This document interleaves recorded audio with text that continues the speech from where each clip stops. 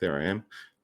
Might be injured, but it looks like he might be out the door, but hopefully not. The media here in Australia doesn't really want to talk about it. There's no updates like there is in the UK media, but they did just say last night on one of the sports shows that it's not good. That's probably all I can say. There's a lot of people saying that he'll be gone soon, but hopefully not. Hopefully Spurs and Ange can turn it around. But one of the reasons why, and it's not the only reason, but is they've got a boatload of injuries. So James Maddison now is out. He's 5% owned. He's got a calf injury. He's 3 weeks gone. Dominic Solanke, 8% owned, a knee injury. He's out until game week 25. Who do you get in for him if you've got him? Or who have you brought in? If you brought in him for, if you take him out and then brought him for Gakpo last week, then you're probably looking amazing. That should have been the right place to go. If you did it early, then maybe Mateta, because his fixtures were looking pretty good. He got a couple of returns recently.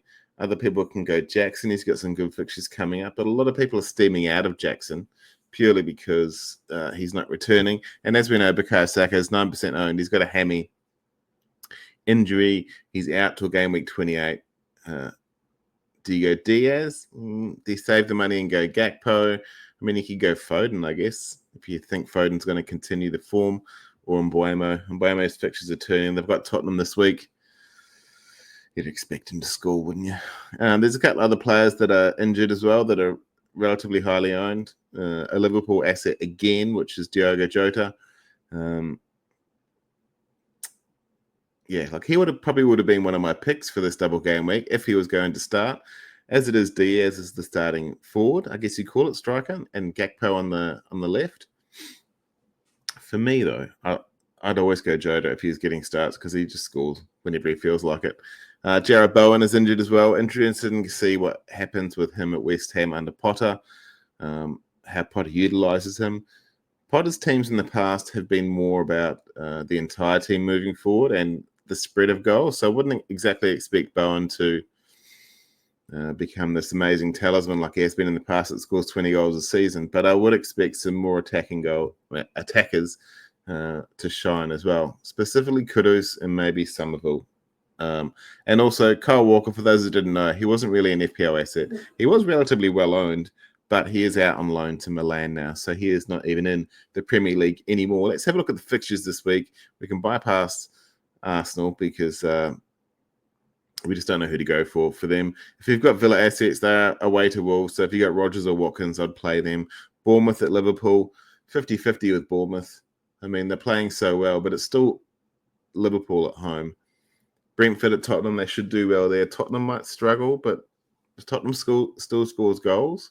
But who have they got left? You've got likes of Kulusevski, Richarlison. Ugh, you don't really want Richarlison, do you? I mean, he's just not reliable. I guess Brennan Johnson. I think he might be injured too. Who knows? Brighton are away to Forest. The way they're playing, you wouldn't back them. Chelsea's at home to West Ham. Palmer, if it wasn't a double game week, Palmer would have been a captaincy shout this week. That's for sure. Everton have the double, Leicester and Liverpool. If you've got an Everton player or even defender, which most people do, or a lot of people do, you play them against Leicester and just hope like hell for Liverpool. Fulham travel to Newcastle. Ipswich host Southampton in what has to be the worst game of the season. I know other content creators call it the Garden Centre game, but my word. Maybe a lot of people will watch the Ipswich Southampton game just to see how bad Premier League football can get. I'd expect Ipswich to score, and I'd expect Liam Delap to be central there. That being said, Southampton, as bad as they are, and as much as they're losing, they've scored the last 2 game weeks against decent opposition. So you can't write them off too much. Liverpool had the double. Everyone will be double captaining or triple captaining Mo Salah. Also, Slot has been assistant managership has been activated a few times as well.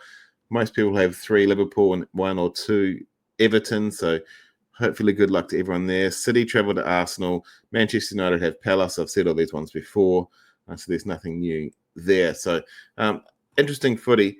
But the one thing I will say is I'm recording this on the 31st of January. The last game of the game week is on the 13th of February. So 2 weeks away, roughly, give or take. Now, let me just double check that. Yeah, so that's the 13th of February in Australia, so 12th in the UK. Interestingly enough, it's 9 days after the second last game of this game week, but only 2 days before the next game week. Why wouldn't they put it in game week 25? There must be a reason to do with how close it can be to the next Liverpool-Everton game, which is only a few game weeks down the line, so that must be the way, but it is what it is. It should have been in game week 25 purely from the schedule, but if you're worried about either Liverpool or Everton having fatigue, as I said, it's almost 2 weeks difference from their first game, so there shouldn't be any issues there. Let's have a look at the shots on targets as we stand today. It is Erling Haaland leading the way, even though he doesn't have the most goals. Most Salah does, but Erling Haaland is leading the shots, and he's got the most on target as well. As you can see, Salah's there on 19 goals in the purple, 42 shots on target, so he's almost 50-50 whether he's going to get a goal from the shots on target. Palmer's got 14 goals from 34, not that flash, but it is what it is. Isak is better than 50%. 17 goals from 28 on target. Watkins is doing it well as well. You can't see the last two names there. That's a bit stupid. Madueke, Larson, Cunha.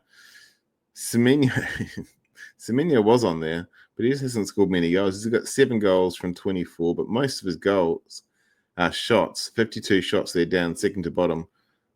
He just hasn't got on target. So that's why a lot of people are gravitating towards Dango Tara or I almost said Patrick then, Justin Kluivert for the Bournemouth asset, which I think I'll be bringing in next week. I'll be doing a double transfer next week, probably looking at definitely looking at a Brentford and Bournemouth asset because they've got some good runs coming up. So for the next 2 slides, I've used fantasyfootballpundit.com. Give them a shout. They do interesting stats there, not the same stats you see on every other site, but very interesting. I've looked at form for the last 6 weeks. The reason why I like looking at form for the last 6 weeks, it gives me an indication of who we can bring in, and we can combine that with the fixtures coming up, and it should produce results in theory. If you lay it down on a spreadsheet or on a piece of paper like that, then it should be fine. Obviously, Foden's had 2 double-figure hauls, so his form will be right up there. Isak, as we know, has had some amazing form recently. Kluivert. So all of these players that are in form you probably would have heard of before. There's no one really that bucks the trend. But interesting to see that Haaland's there. So he gets written off a bit because of his price. But he is getting a fair amount of points over the last 3 or 4 game weeks. He scored in the last 4 games in a row. Whether or not you can have the funds to bring him in, it's up to you. Chris Wood is still in good form, even though he's a bit hit and miss lately. Salah's there as well. I think he's just a set and forget currently. Gakpo is doing pretty good, so it's interesting to see Gakpo there. So I'm not sure how they rate it, but let's just call it rating out of 100. 100 would be perfect form, hat-tricks every week. That's what I'll term it as. It's probably completely different, but that's just what I'm saying for this particular process. Interesting to see Gordon there. Palmer isn't there. So the reason why I put Cole Palmer there is you think players in form, players who are going to score goals every week, he would be number 1. Along with Mo Salah. He really is the heir apparent to FPL kingship, but he's not really in this list, which is concerning.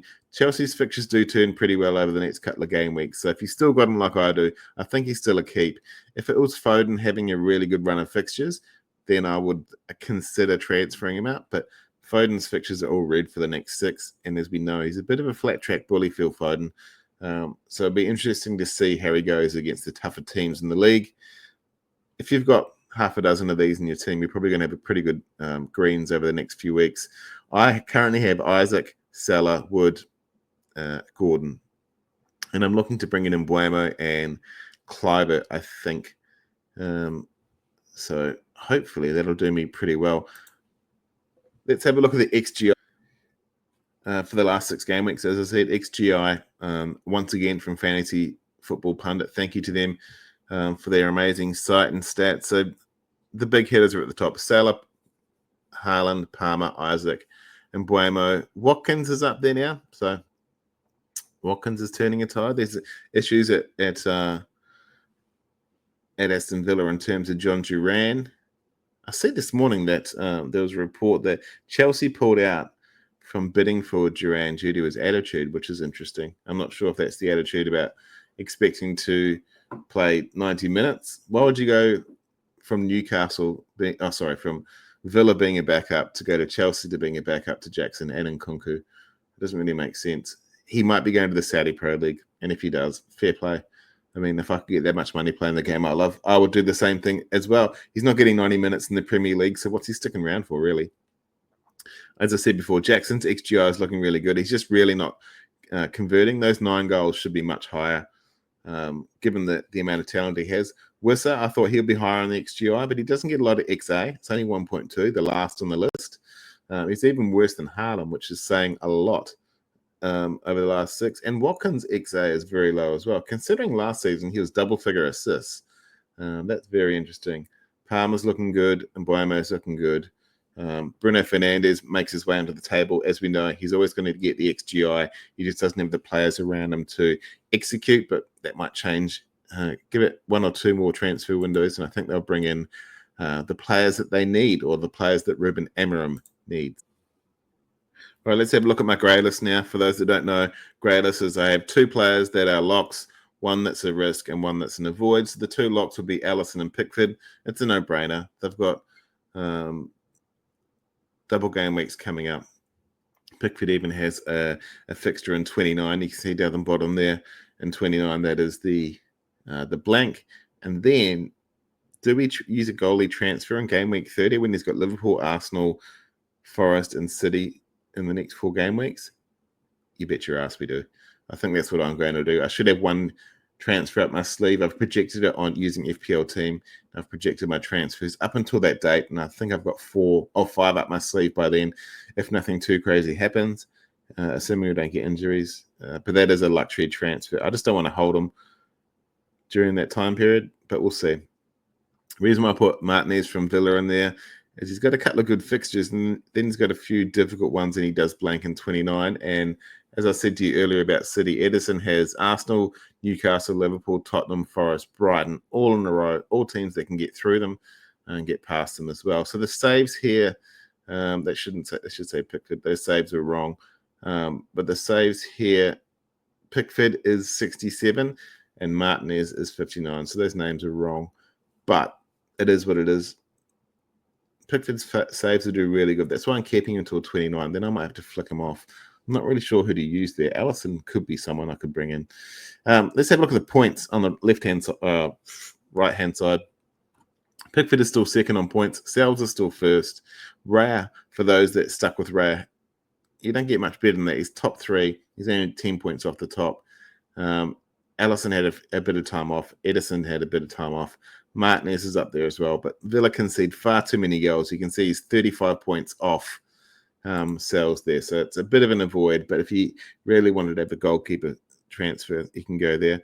In terms of defenders, I've got Munoz and Trent as my locks. Kirkes as a risk, because who have I got this week? And then Ryan Aït-Nouri, I should say. He is an absolute avoid until game week 28. We can see the fixture ticker down the bottom. 28, he's got Everton, Southampton, West Ham, Ipswich, Tottenham, Manchester, and then Leicester. That's a brilliant run. So that could be the double up with Cunha and Aït-Nouri. I've been that burnt by Aït-Nouri before, but I think these attacking defenders are just set and forget now. Kirkes is tough this week. That's why it's a bit of a risk. It's Liverpool. But then you've got a brilliant run of Southampton, Wolves, Brighton, Tottenham, Brentford, Ipswich, West Ham, Fulham, and then they've got Palace and Manchester United in the double. Both of these players that I've just mentioned are for consideration because they both play in 29. Daniel Munoz for Crystal Palace. He doesn't play in 29, so he's probably a transfer out. Yes, it's before the Southampton game in game week 30. But he doesn't play in 29. And for those who have Trent, obviously he's a lock this week. Then they've got Wolves, a couple of tough fixtures. Then they've got Southampton, and they play Everton again in game week 30. But that being said, everyone talks about Trent being far too expensive. He's still the number 2 defender in terms of points. You can see there, he's just behind Aina, 1 point behind him, and I expect him to overtake him in the next few weeks. He has the most goals and assists on this table, except for Ryan Aït-Nouri. He's got 8. Trent's got 7. Trent's got way higher XGI than everyone else, but we know there's a conversion issue with Trent lately, so over the last couple of years. And Liverpool have the most clean sheets. You can see they've got 8 there. Both Palace and Bournemouth have 6, but it's not really good enough. Wolves have 2, but let's not forget they are the worst defence in the league. In terms of midfielders, I've left McAllister there. I've also put Kluivert, Rodgers being the risk, and Foden is the avoid. We've talked about Foden's fixtures. He's got good goals and assists. He's got 10. Kluivert's got 11 goals, though. He's definitely the hidden gem of this season. So he's got 15 goals and assists. Rodgers has 11, and then Alexis just has the 5. But I think Alexis will shine. He's my punt for this double game week, and if it doesn't work out, then I'll just flick him off for Kluivert. That's fine. I just wanted a bit of a punt for this double because I often pick the wrong player anyway. So I figured if I went to punt, and then it could go pretty well. But if we have a look at Bournemouth's fixtures once again, all the way through to 33, they look beautiful. So Kluivert will be coming into my team at some stage. Rodgers, maybe not. And then Foden. I'll consider Foden in game week 30. I also want to consider this Marmoush fella and see how good he is up top, because I don't really want to change my team too much to afford Haaland. But if I can get him in for 7.5, that might be spectacular. If we look at the points on the right there, Kluivert's 4th in points.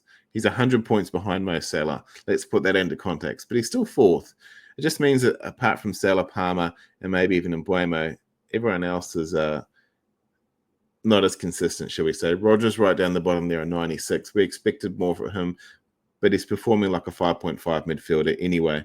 Let's have a look at their forwards. Cody Gakpo and Johan Wissa are the 2 informed forwards, along with Isak. I didn't put Isak here because he's a no-brainer. Iliman and Dye, interesting. He's got the double. Dominic Calvert-Lewin is out, and he's the only real attacking threat. Everything's going to go to him. He technically is an attacking midfielder, but if you've gone all in on Ndiaye, then congratulations. I hope it works out well for you. I would avoid Cunha until 28, and then Cunha, if he's still there, should do pretty well. Cunha is the number 4 forward in terms of points at 116.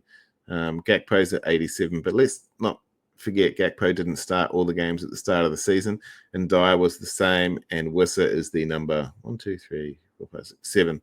But Wissa's doing really well lately. So XGI Wissa is best with 11.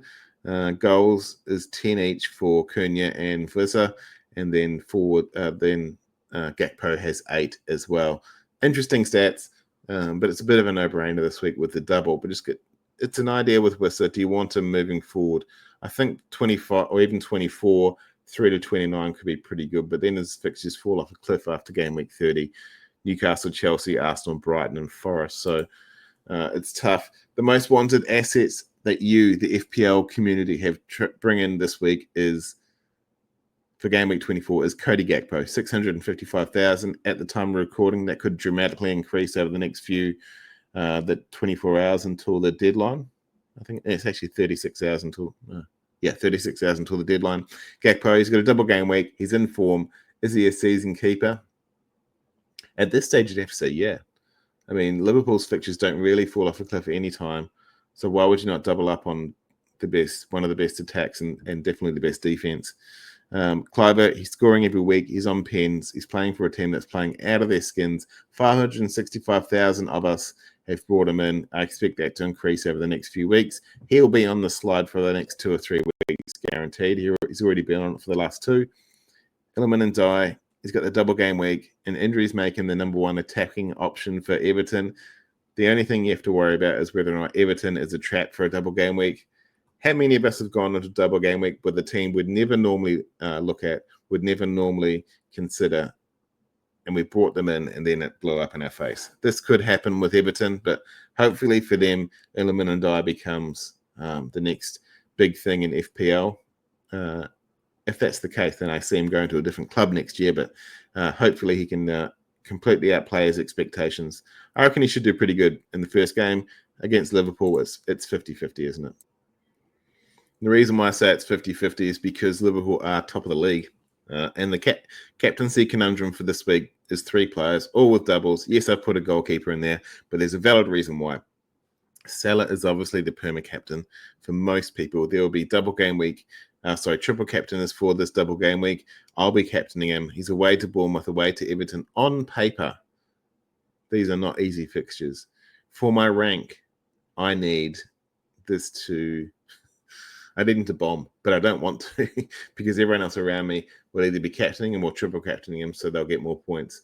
For those of us not using a chip in this double game week, I reiterate again, it'll be very, very difficult for us to get a green arrow.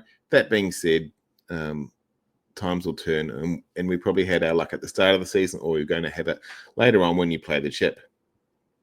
So Salah is probably the permacap, the best option for this week. Cody Gakpo could be the next. He's probably in better form than Salah in terms of scoring over the last couple at least, and he seems to be making good runs into the box.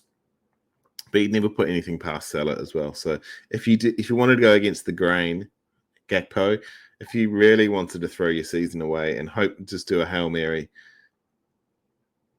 banking on Pickford's 2 double-figure hauls in a double game week at home to Leicester and Liverpool, then if you pull this off, he'll go down in FPL folklore. Congratulations for those who are actually thinking that. Even just captaining, or imagine if you triple captained it.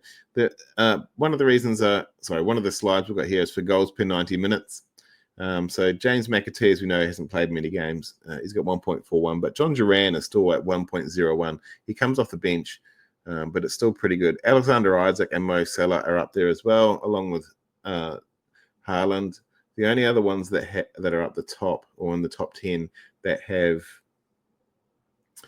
decent minutes would be down the bottom Cole Palmer, and then those two in the middle, Kluivert and Chris Wood. So for me, the captaincy is a bit of a no-brainer. Salah this week, but if you wanted a rogue one, go Gakpo. You can still benefit from Liverpool winning.